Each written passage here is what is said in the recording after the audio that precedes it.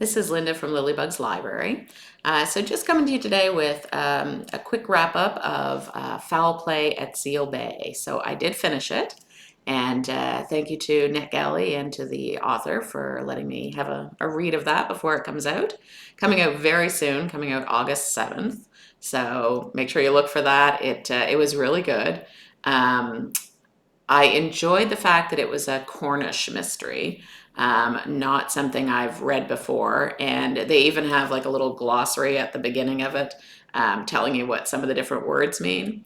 Most of them you can kind of figure out as you go along, but there's one or two that you might want to look back and say, oh, yeah, that's what that is. So it was really cute too because it was. Kind of an older sleuth. She was 61. Her name was Morwenna. I think I have that right. And she traveled everywhere through the village of Seal Bay on a bicycle. So at 61, there were times where she would talk about, how hard it was to get up the hill and different things. And I just thought it was just kind of a different take on the usual sleuth. Felt more to me like Jessica Fletcher from Murder, She Wrote, that sort of character. She was very smart and, really more so than the police officer that was in it. He was kind of bumbling and kind of in over his head with the whole thing. So she was the one that was kind of left to solve the mystery, and everyone in town, believed in her and figured that she would manage to do it.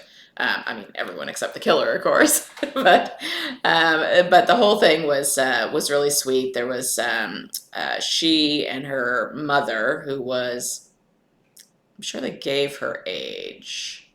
I mean, probably like 80 something, but I can't remember for sure. So her mother, Lorena, and her daughter, Tamsin, and her, they all owned this cafe together that they would run throughout the year. But in the wintertime, it was harder. Nobody wanted to really come in and do a lot of things, so they were struggling with that sometimes. And so they were trying to figure out ways to kind of, keep the income coming in during the winter months as well. And there was a gentleman who was rich in the town who comes in who wants to buy the property.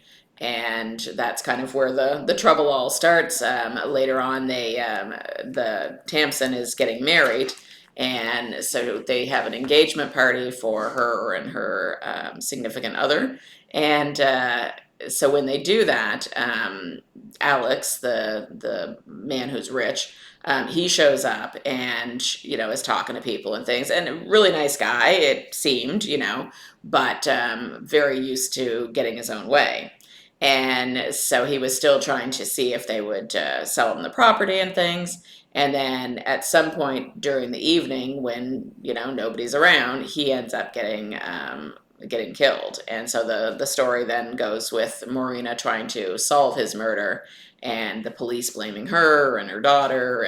And so the whole thing is really interesting. I really enjoyed the town and the characters in the town. There's a couple of ladies who run the knitting shop who are big gossips who are, trying to help out. And there's a library with a ghost that's in the library. Lady Elizabeth, I think her name was. And so the librarian keeps seeing things moved in the library and is sure it's the ghost of the woman who used to be there. And so a lot of really vivid characters that you don't forget, like they were really funny or quirky, so I really like that part of it. Um, so I would give it 4 out of 5 stars. The only reason I wouldn't rank it any higher than that is because I did manage to figure out who the murderer is. And that's not something I usually am able to figure out. So a couple of little things that, I'm sure I mean, this is her first book in this series, so I'm sure as the series goes on, the books will just get better and better. But I was really impressed with this. and think it was a great read. And I think everyone's really going to fall in love with Seal Bay and all the different characters there. So yeah, it was a great job. All right, so I hope everybody, can manage to find a copy and enjoys it as much as I did. All right, talk to you soon. Bye bye.